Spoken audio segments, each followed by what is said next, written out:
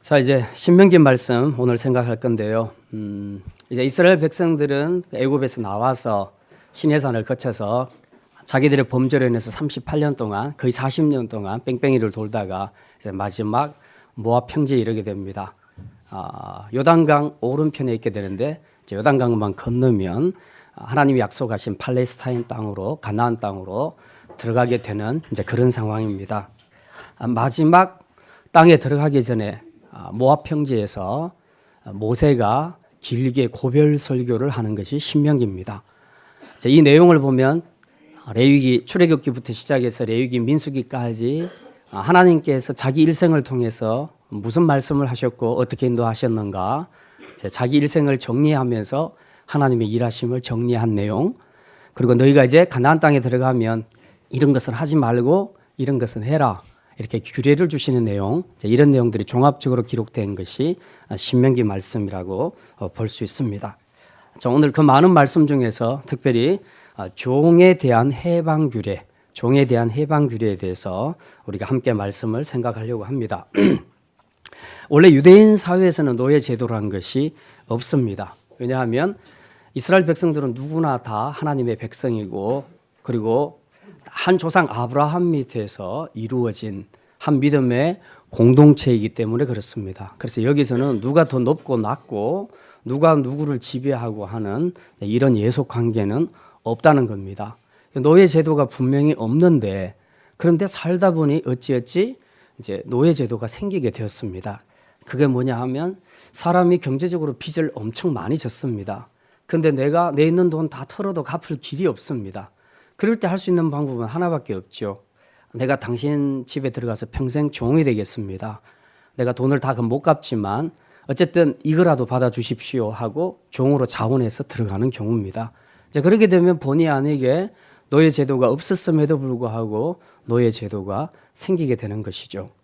자, 그런데 이제 이런 상황에서 계속 평생을 노예 생활을 하고 또 결혼을 해서 애 낳은 그 아이도 계속 노예가 되는 것이 일반적으로 우리가 알고 있는 노예 제도인데요.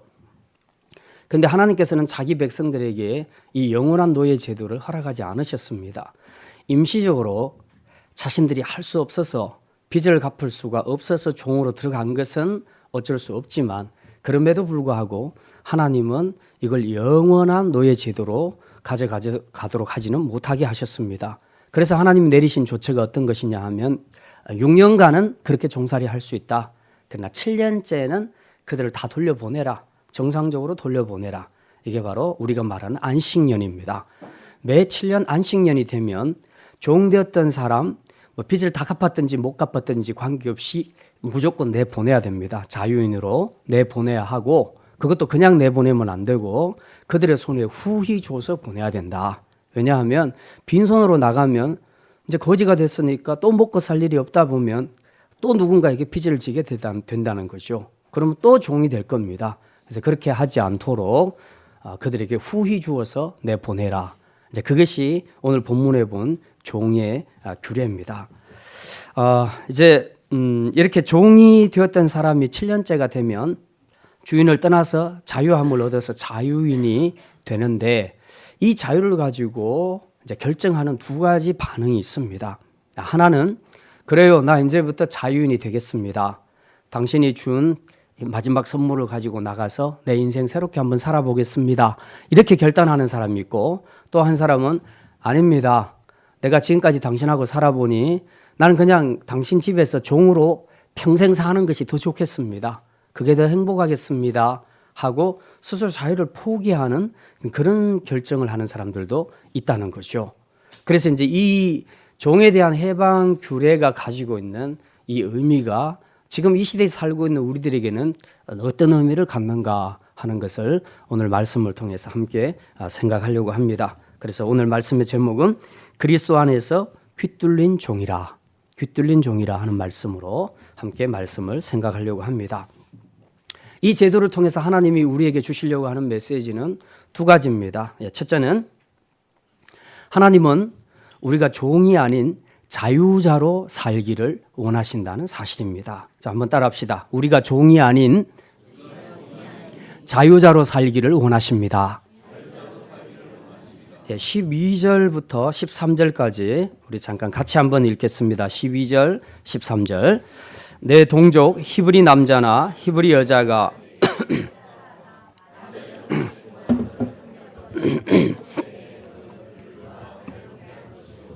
그를 놓아 자유하게 할 때는 빈손으로 가게 하지 말고, 두 가지를 말하죠. 첫째는 이유유아를 막론하고 안식년이 되면 7년째가 되면 무조건 내보내라, 자유인이 되게 해라 하는 거 하나.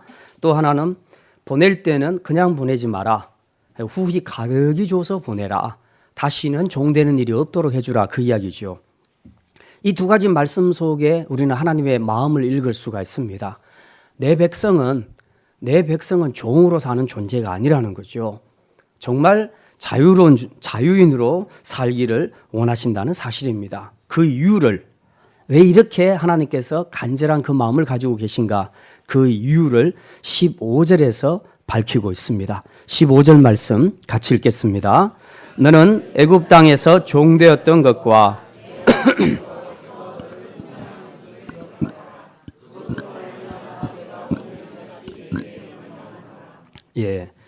하나님께서는 이스라엘이 과거에 애굽에서 종살이 했던 것을 상기시켜 줍니다. 몇 년 동안 종살이 했죠? 430년 동안 종살이를 했습니다. 430년이면 몇 대입니까? 굉장하지요. 수십 대에 걸쳐서 종살이를 했는 겁니다. 우리나라가 일제시대에 36년간 종살이 한 것은 아무것도 아니죠. 430년이면 거의 10배가 넘습니다.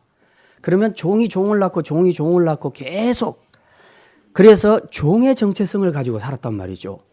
그러니까 한 번도 자유를 누려본 적이 없었다는 거죠, 애굽에서. 그러면서 그 종들에게 주어지는 핍박과 학대, 고통, 이런 것을 수도 없이 받았다는 겁니다. 그러니까 이제 이들이 부르짖죠, 하나님 앞에. 하나님 앞에 부르짖으니까 하나님이 모세를 보내서 내 백성 이스라엘의 그 핍박받고 학대받는 그 고통에서 내가 그들을 건져주리라. 그래서 하나님께서 출애굽 역사를 시작하신 거 아닙니까? 근데 이제 세월이 좀 지났는데, 뭐 그렇게 많이 지난 것은 아니지만 채 40년도 안 된 상태에서 지금 이스라엘 백성들이 자기 민족들끼리 그냥 너 나한테 빚졌으니까 너 평생 우리 집의 종이 돼야 돼, 그렇게 하지 말라는 거죠. 너희 조상들도 430년간 애굽에서 종살이 했지 않냐? 그때 얼마나 힘들게 고통스럽게 살았냐?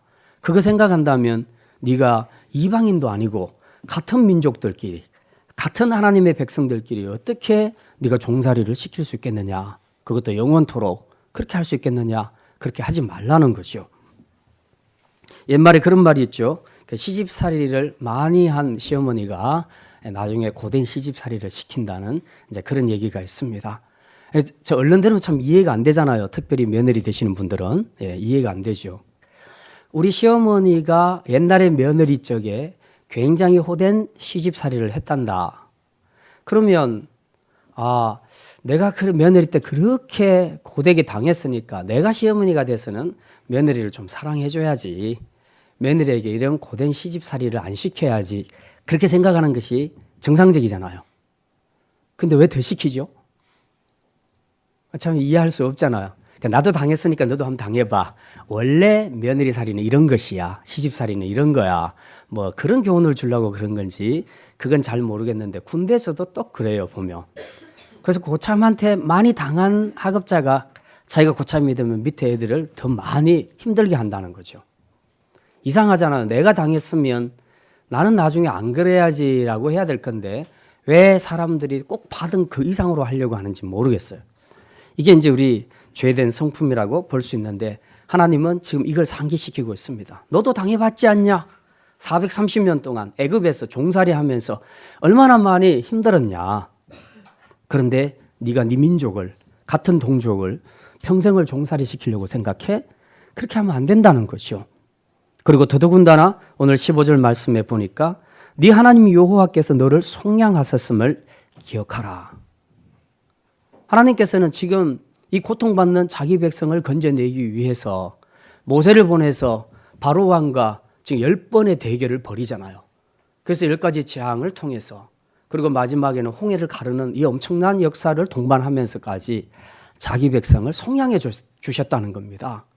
완전히 애굽의 세력에서 벗어날 수 있도록 자유인이 될 수 있도록 하나님이 그 일을 하셨다는 겁니다. 근데 내가 그 일을 해서 자유롭게 해놨는데 네가 네 동족들끼리 돈 좀 빌려갔다고 돈 못 갚는다고 평생의 노예로 그렇게 노예살이를 시키면 되겠냐 하는 그 이야기를 지금 하시는 겁니다.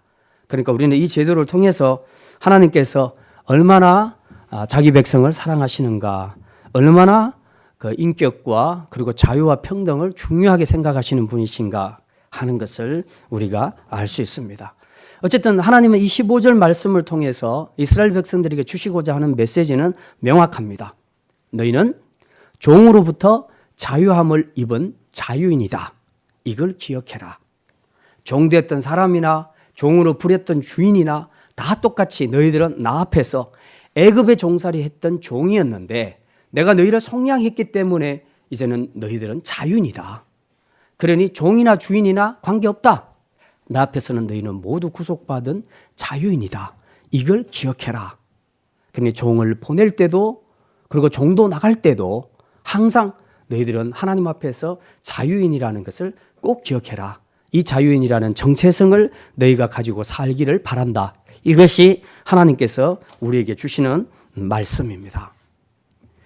자, 이제 그렇다면 이 말씀이 현대를 살아가는 우리들에게는 어떤 의미가 있겠습니까? 물론 1차적인 의미는 우리가 사는 세상에는 어떤 이유로도 인간이 인간을 지배하는, 인간이 인간에게 예속되는 그런 노예 제도가 없어져야 된다 하는 그런 기본적인 의미를 가지고 있는 것은 사실입니다. 그런 의미에서 차별금지법은 꼭 필요한 것이죠. 인종과 학력과 종교와 신체 장애와 언어 등으로 인해서 그 누구도 차별을 받아서는 안 되는 이 차별금지법은 100% 타당한 이야기입니다. 왜? 하나님 앞에서 모든 인간은 다 동등하기 때문에 그렇습니다. 그런데 이제 이 말씀의 2차적인 의미가 중요합니다. 이 말씀 속에 담겨져 있는 영적인 의미가 무엇이냐 하는 거죠. 우리가 우리의 삶을 사실 본질적으로 좀 들여다보면 많은 경우에 자유인으로 살지 못하고 뭔가에 예속되어서 종으로 살고 있는 그런 사람들이 의외로 많다는 겁니다. 많은 현대인들이 지금도 돈에 예속되어서 돈의 노예로 살아가고 있습니다. 조직에 매여서 조직의 노예로 살아가고 있습니다. 소위 사랑이라는 이름으로 사랑에 매여서 사랑의 종으로 살아가는 사람들도 있습니다. 관습에 예속되어서 관습의 노예로 불행하게 살아가고 있는 사람들도 많이 있습니다. 그런데 이 많은 불행한 삶 중에서 예속 관계 중에서 가장 치명적인 것이 있습니다. 그게 뭐냐 하면 바로 죄의 종으로 살아가는 것입니다. 죄의 종.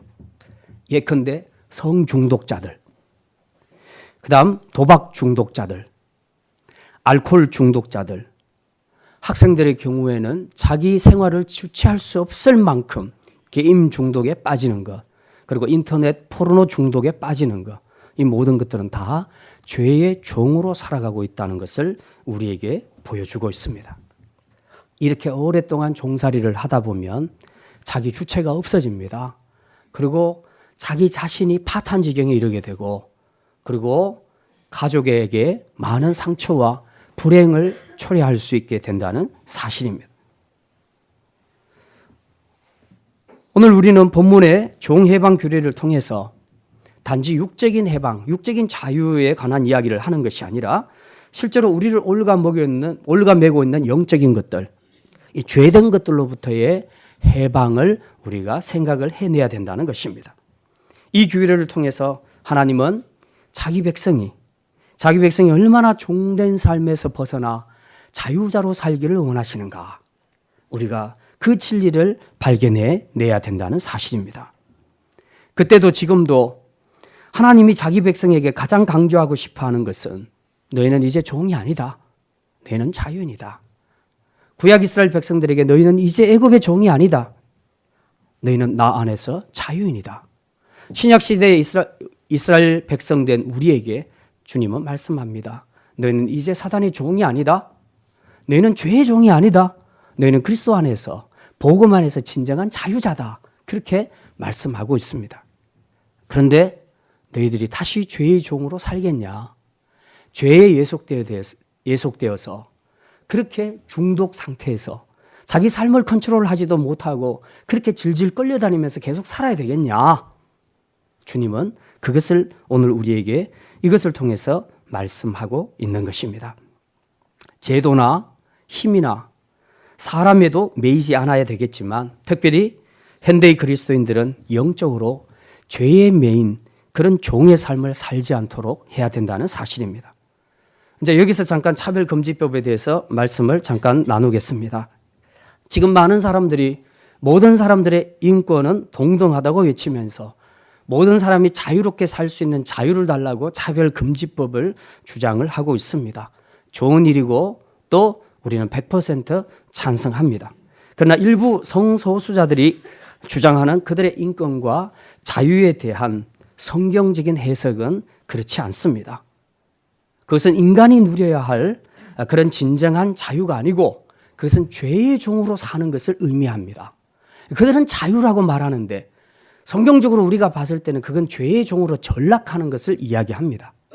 그렇기 때문에 그들이 주장하는 그 자유에 대해서 다른 항목들은 몰라도 적어도 성소수자에 대한 항목만큼은 우리가 차별금지법에 대해서 동의할 수 없다는 것입니다. 물론 일반적으로 일반 시민들이 생각하는 입장과 우리 차이가 조금은 차이일 수 있겠지만 차이가 날 수가 있겠지만 그러나 그들의 그 삶의 결과가 다른 일반인들에게 미치는 영향을 생각했을 때 이거는 가정을 무너뜨리고 사회를 무너뜨리는 일이기 때문에 그렇습니다. 일반인으로서도 우리가 찬성할 수 없지만 그리스도인으로서는 더 찬성할 수 없는 것이 그들의 추구하는 자유가 결국은 죄의 종으로 가는 길이고 그리고 그 길 끝에는 사망과 불행이 기다리고 있기 때문에 그렇다는 사실입니다. 그래서 우리는 이유야를 막론하고 이 차별금지법이 통과되지 않도록 우리 그리스도인들이 깨어서 경성하며 또 우리가 해야 할 일들을 해야 할 것입니다. 이제 우리 개인의 삶과 우리 주변의 삶을 한번 돌아봅시다. 오늘도 제도 속에서 매여서 자유를 잃고 사는 사람들이 있습니까? 혹은 그런 것은 아니지만 자신이 스스로 죄에 매여서 죄의 종으로 살아가는 부분은 없습니까? 성인은 성인대로, 학생들은 학생들대로 벗어나지 못하는 죄에 얽매여서 오늘도 끌려다니는 그런 삶을 살고 있다면 오늘 이 말씀 앞에서 우리가 다시 한번 새롭게 결단하기를 원합니다. 하나님은 우리가 그리스도 안에서 복음 안에서 죄의 종이 아닌 진정한 자유자로 살기를 원하신다는 사실입니다. 그리고 이미 이 일을 위해서 하나님은 당신의 독생자 예수 그리스도를 이 땅에 보내셔서 십자가에 죽게 하심으로써 우리의 죄의 값을 다 지불해 주셨습니다. 그렇기 때문에 이제 주님은 우리를 더 이상 정죄하지 않습니다. 그리스도 안에서 우리는 자유인입니다. 자유자가 되었습니다. 그러기에 이제 우리에게 주어진 이 자유를 가지고 다시 죄의 종으로 사는 일이 없어야 할 것입니다. 구약의 이스라엘 백성들도 신약의 영적 이스라엘 백성된 저와 여러분도 이제 우리에게 주어진 이 자유의 기회를 가지고 다시 종으로 돌아가는 삶이 아니라 하나님 안에서 진정한 자유자로서 주의 영광을 위하여 살아갈 수 있는 그런 믿음의 성도들이 다 되시기를 주님의 이름으로 축원합니다. 두 번째 말씀입니다. 그리스도 안에서 귀뚫린 종은 참된 자유자입니다. 한번 따라합시다. 그리스도 안에서 귀뚫린 종은 참된 자유자입니다. 예, 이스라엘에서 종을 해방시킬 때 종들이 보이는 두 가지 반응을 말씀드렸습니다. 하나는 나 자유인으로 나가겠습니다. 독립하겠습니다 하는 사람들입니다. 그런 경우에는 뭘 후히 주라고요? 예, 재물을 후히 주라. 왜? 나중에 다시 종이 되지 않도록, 빚쟁이가 되지 않도록. 네, 두 번째 반응입니다. 자, 7년째가 되어서 자유자가 되었음에도 불구하고 나 안 나가겠습니다 하는 이런 반응을 보이는 사람들도 있다는 것입니다. 그들은 왜 이런 결정을 하게 될까요? 네, 오늘 16절, 16절 말씀 같이 한번 읽겠습니다. 종이 만일 너와 내 집을 사랑함으로 너와 동거하기를 좋게 여겨 내게 향하여 내가 주인을 떠나지 아니하겠노라 하거든. 예. 왜 떠나지 않는다고 합니까? 이 종이 누구를 사랑함으로? 예, 주인과 주인의 집을 사랑함으로. 그러니까 자기는 처음에 빚쟁이로 와서 빚 때문에 어쩔 수 없이 종살이를 했는데 같이 살아보니까 주인이 너무 좋은 거예요. 이스라엘에서는 이방 세계에서 종을 부리는 것처럼 그렇게 마구 부리지 않았다는 겁니다. 실제로 왜 자기 동족이니까, 한 아브라함의 후손이니까, 같은 신앙 공동체니까, 같은 제사장 나라로 부름을 받았으니까. 그러니까 이 사람이 나한테 빚진 것 뿐이지 내가 그 사람을 인격적으로 모독하거나 그렇게 학대하는 삶을 살지는 않았다는 겁니다. 사랑으로 잘 대해줬습니다. 마치 자기 집에서 일하는 품꾼들 대하듯이 그렇게 싹도 주고 잘 챙겨줬다는 겁니다. 근데 굉장히 인격적으로 사랑으로 잘 대해주니까 이 종이 감동을 받은 거예요. 그래서 내가 이제 7년째 자유함을 얻어서 자유인으로 나갈 수 있게 됐는데도 불구하고 내가 굳이 나갈 필요가 있겠는가? 내가 이렇게 나를 사랑해주고 나에게 인격적으로 잘 대해주는 그런 좋은 주인이 있다면, 나를 정말 가족같이 대해주는, 형제같이 대해주는 이 주인과 함께 평생도록 살아도 괜찮지 않겠는가? 그래서 시간이 지나면서 이 사람은 점점 더 주인을 사랑하기 시작했고 주인을 존경하기 시작한 겁니다. 그 주인에 대한 사랑과 존경이 커지니까 이제 별로 떠나고 싶지 않은 거예요. 오히려 이별하는 것이 더 싫은 거예요. 그래서 평생을, 나 이제 당신 평생 섬기는 종으로 살겠으니 나를 받아주십시오. 지금까지 해주셨던 것처럼 나에게 그렇게 해주시면 됩니다. 이제 그 마음으로 스스로 자기가 종이 되기를 자처하는 겁니다. 자, 이런 사람들에게 어떤 절차가 있냐 하면요, 17절. 이렇게 자원하는 종들에게 절차가 있습니다. 17절 같이 읽겠습니다. 송곳을 가져다가 그의 귀를 문에 대고 뚫으라. 그리하면 그가 영구히 내 종이 되리라. 내 여종에게도 그같이 할지니라. 이렇게 자원하는 종이 있을 때는 이제 그 최종적인 계약을 맺습니다. 그 계약이 뭐냐 하면 몸의 흔적을 남기는 겁니다. 그래서 자원하는 종의 귀를 그 문에다가 대고 송곳으로 뚫습니다. 요즘 그 여자들이 귀걸이 할 때 이렇게 뚫잖아요. 그죠? 그것처럼 뚫습니다. 근데 실제로 고대 건동에서는 그 몇 가지 방법들이 있습니다. 이 이마나 팔뚝이나 이런 데다가 이제 불로 이렇게 화인을 찍는 그런 방법들이 있고, 또 하나는 이제 이런 방법을 쓰기도 합니다. 근데 성경에서는 보니까 귀에 문을 대고 이제 뚫는 방법을 사용을 합니다. 그래서 귀걸이를 걸어주는 겁니다. 그러니까 사실은 귀걸이의 유래는 종이라는 의미입니다. 예. 이제 귀걸이 달고 계시는 분이 있습니까? 예.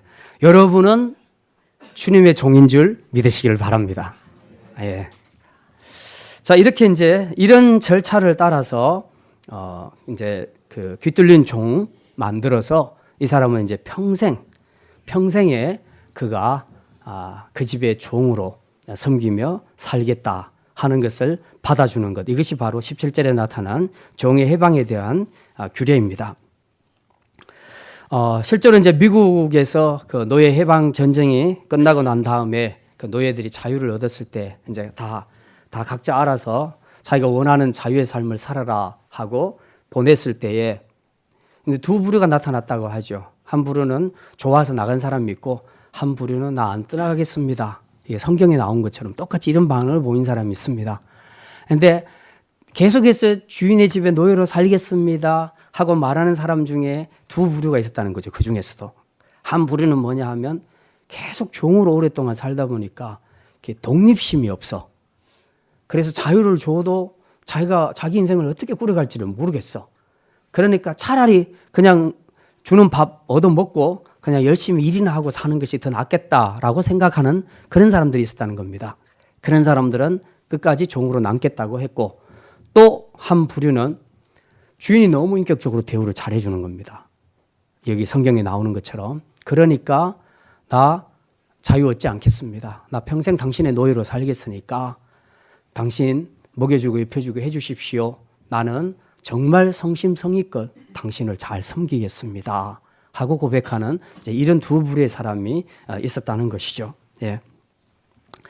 아무튼 인격적으로 종을 잘 대우해주고 아껴주는 주인 밑에서 일하던 종들은 일반적으로 자유를 얻었을 때도 떠나지 않고 주인을 잘 섬기겠다는 이제 그런 고백과 결단을 하는 경우가 많았다는 겁니다.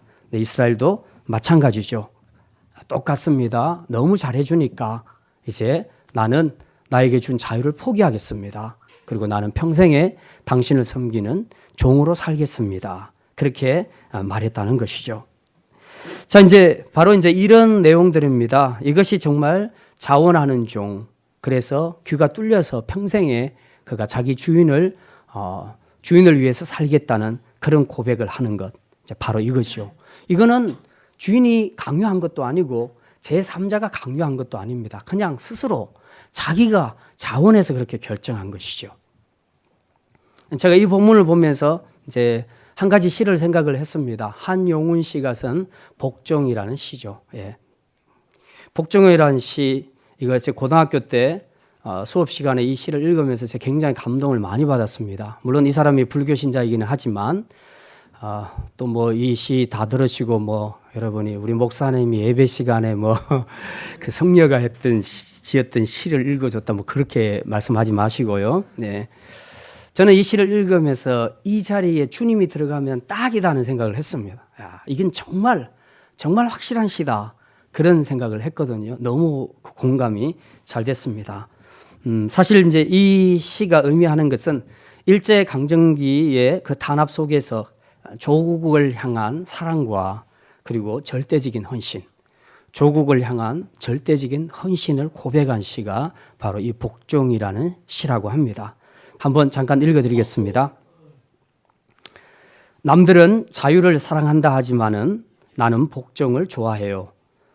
자유를 모르는 것은 아니지만 당신에게는 복종만 하고 싶어요. 복종하고 싶은데 복종하는 것은 아름다운 자유보다도 달콤합니다. 그것이 나의 행복입니다. 그러나 당신이 나더러 다른 사람을 복종하라면 그것만은 복종할 수 없습니다. 다른 사람을 복종하려면 당신에게 복종할 수 없는 까닭입니다. 굉장히 마음에 와닿는 시였습니다. 여기서 다른 사람에게 복종한다는 것은 일본을 이야기하죠. 내 조국이 아닌 일본을 향해서 복종하라고 하면 나는 못합니다. 왜냐하면 나는 당신이 아닌 다른 것에는 절대로 복종하지 않을 것이기 때문에 그렇습니다. 이거는 절대적인 사랑, 절대적인 헌신, 절대적인 충성을 이야기하는 것입니다. 저는 이 시를 읽으면서 정말 이 시가 대상이 조국이 아닌 주님이었으면 이건 딱이다. 정말 기독교 시로서 정말 최고의 시다. 제가 그런 생각을 했습니다. 자유를 모르는 건 아닌데 당신에게는 복종만 하고 싶다. 자유를, 이 귀뚫린 종, 이게 귀뚫린 종의 마음이거든요. 자유를 알아요. 그런데 당신에게만큼은 나는 복종하고 싶다는 거죠. 그리고 복종하고 싶은데 복종하는 것은 아름다운 자유보다도 더 달콤하다. 내가 느끼는 행복은 그냥 내 마음대로 사는 것이 아니고 당신을 복종하는 바로 거기서 내가 행복을 느낀다. 이거죠. 이걸 주님으로 다 바꾸면요. 정확한 성경적인 해석이 나오게 되는 것입니다. 이 귀뚫린 종이 이렇게 고백할 수 있었던 것은 진정으로 사랑하는 사람을 발견했을 때입니다. 자기가 존경하고 자기가 사랑하는 사람을 발견했을 때 그는 그 어떤 자유보다도 그에게 복종하고 싶었다는 것입니다. 그래서 그는 기꺼이 평생을 그의 종으로 살겠다고 귀를 뚫고 맹세를 한 것이죠. 오늘 한용운 시인은 조국을 향한 절대적인 헌신과 사랑을 고백을 했고, 그리고 오늘 본문에 나오는 귀뚫린 종은 주인에 대한 사랑과 헌신을 고백했는데, 오늘 저와 여러분은 무엇을 고백할 수 있겠습니까? 우리가 고백해야 할 것은 그리스도 안에서, 복음 안에서의 자유자로 이제 우리에게 주어진 자유의 기회를 가지고 오직 주님만을 사랑하고 섬기겠다는 바로 그 결단, 그 고백을 하는 것이, 그것이 진정 그리스도인의 참된 고백이 아니겠습니까? 그분은 나에게 자신의 생명을 내어주셨습니다. 십자가에 죽기까지 자기의 생명을 내어주신 분이십니다. 그분을 우리의 주인으로 우리가 모시게 되었는데 우리가 뭘 드리지 못하겠습니까? 하나님은 우리가 억지로 주님의 종이 되기를 원치 않습니다. 옆구리 찔러서 절 받는 것 하나님 원치 않습니다. 우리가 교회에서 하는 헌신도 억지로 하는 것 원치 않습니다. 하나님이 원하시는 것은 우리가 받은 은혜 때문에 그 사랑에 감복하여서 우리 스스로 인격적으로 그분만을 섬기는 그분의 종으로 살겠다는 고백, 그 고백을 받기를 원하신다는 사실입니다. 그렇습니다. 우리 모두는 이전에 죄의 종이었고 그래서 영원히 죽을 수밖에 없는 비천한 운명이었습니다. 하지만 예수 그리스도의 십자가를 통해서 구원받고 영원한 새 생명을 얻게 되었습니다. 말하자면 이제야 비로소 우리는 그리스도 안에서 참된 자유자가 된 것입니다. 하지만 우리가 얻게 된 이 자유는 죄의 세력에서 벗어난 자유지, 우리 마음대로 살아도 좋은 그런 자유를 말하는 것은 아니라는 것입니다. 우리 마음대로 살아도 좋다고 생각하는 자유는 오히려 우리를 죄의 종으로 다시 되돌리는 그런 역반응을 일으키게 될 것입니다. 사도 바울은 이렇게 고백합니다. 로마서 6장 20절 우리 잠깐 보겠습니다. 신약 성경 로마서 6장 20절 이 말씀 읽고 마치겠습니다.